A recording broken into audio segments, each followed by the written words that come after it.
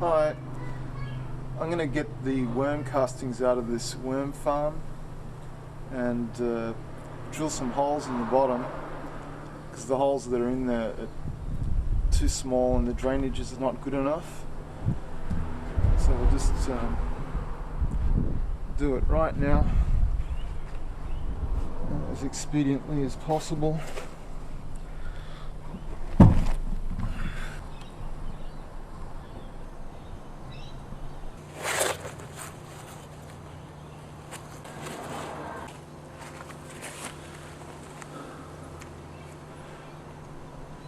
So this is an esky, and you might know it as a cooler that I've appropriated as a worm farm. So the first thing I want to do is get the uncomposted material off the top, put it in one pile, get the next layer, which has most of the worms in another pile, and well, we'll just do that first.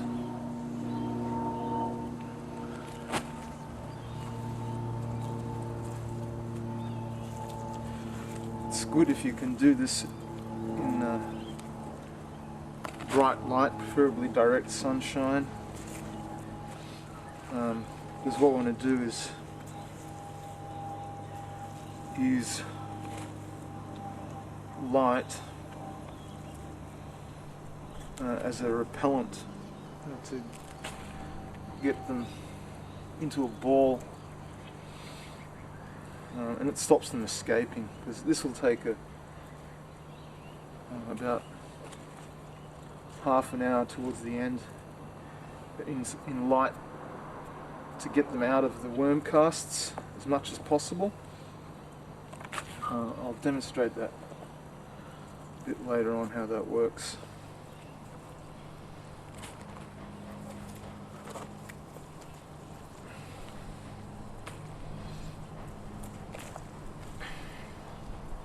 See, they're already moving down away from the light.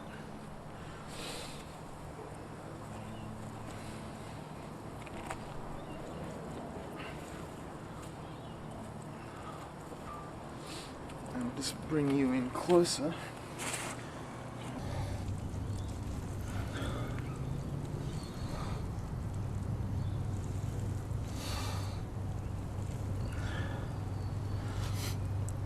You can see them as they're starting to, well, they're running out of space, because down here below this is too wet. That's why I'm drilling these holes in the bottom. There's just not enough oxygen in there for them to breathe. It doesn't look that super duper wet. There's something there they don't like. It might be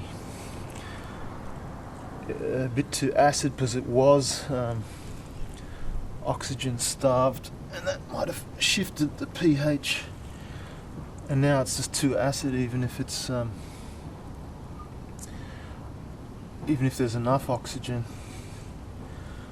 Don't know, it doesn't smell good. It's not a good sign.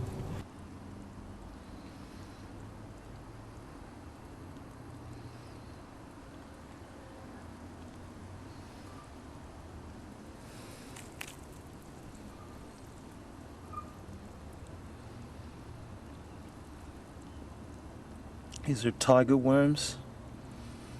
You can see by the stripes here towards their tail, particularly when they're elongated. There might be some reds in there as well. Hang on, this might be a red worm right here. Hang on. It's pretty hard to tell sometimes. See the yellow stuff in there? That's what they squirt out when they're attacked, particularly by birds. Birds don't like the smell or the taste of that yellow stuff. If these guys were really stressed, they'd be squirting this yellow stuff out.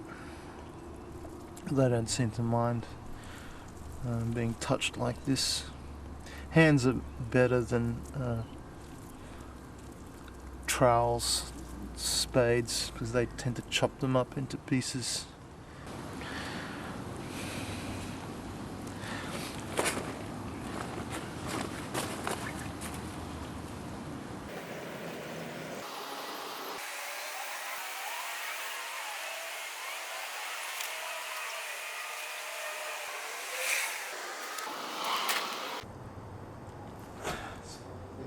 So this, with all of the light around, they'll all go into a ball in the centre, and we'll be able to extract some of the finished castings out of there as well. Because what's happened is this tip. Oh.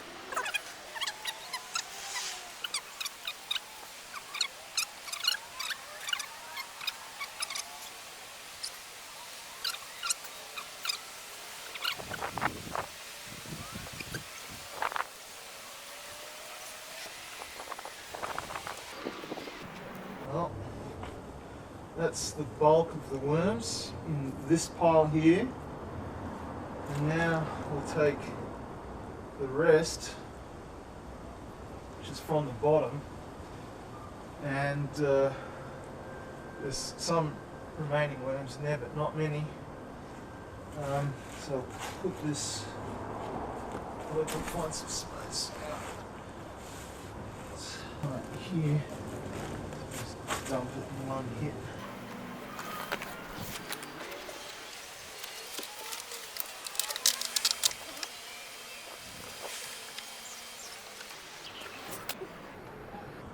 Yeah, so there's some 1/4 inch, actually less than that, holes in the bottom here, about 40 of them, and I think that they're too small, so I'll make them about 3 times as big,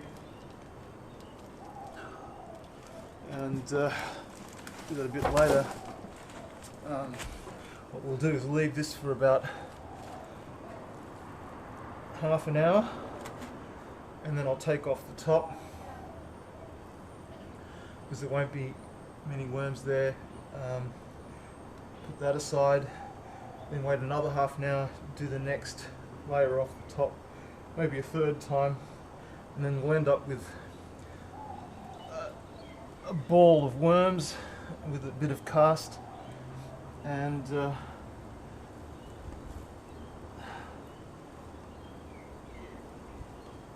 this is all castings here pretty much. There's hardly any worms in this, so that can go off into a bag for storage. And then finally the ball of worms with some castings and the uneaten compost will go back into here, and there'll be plenty of room to start building up depth again.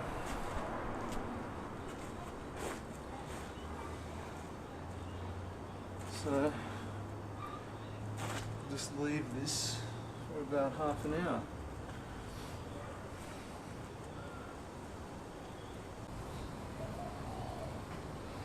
So it's now another half an hour later, and we'll take this layer off.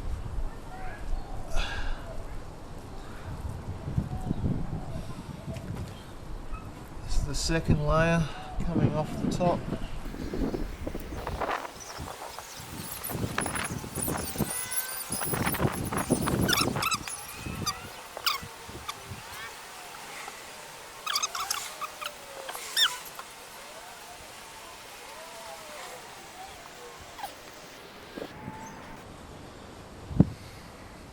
Okay, time has come to put the worms back in the worm farm.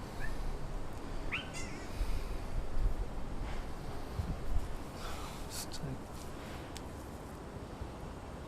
this layer of finished stuff, final layer of finished stuff off the top.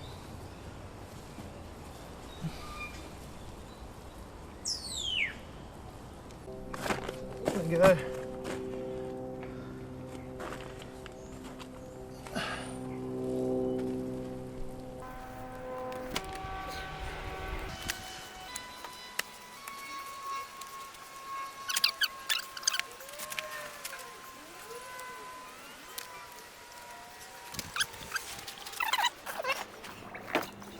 Cover it up so that the flies don't get in there too much. That's the end of it. And that's the finished worm castings there. I'll leave it for a couple of days and get rid of some stragglers that are remaining. And that's the end of the worm show. See ya.